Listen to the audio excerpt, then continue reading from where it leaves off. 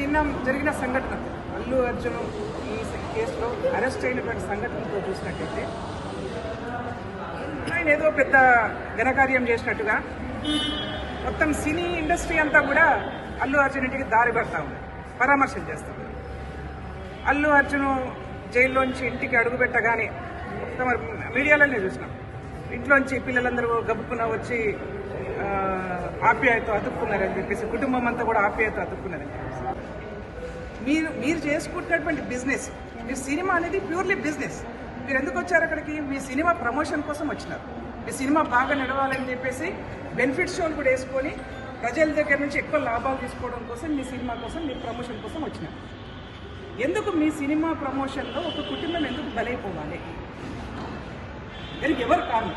మీరు ఒక్కసారి ఆత్మవిమర్శ చేసుకోండి. మాకు అల్లు అర్జున్ వ్యతిరేకం కాదు, లేదా సినిమా ఫీల్డ్ కూడా వ్యతిరేకం కాదు. మేమందరం కూడా ఎవరో ఒకరికి, హీరోలకు హీరోయిన్లకు ఎవరో ఒకరికి అభిమానులమే ఉంటాం.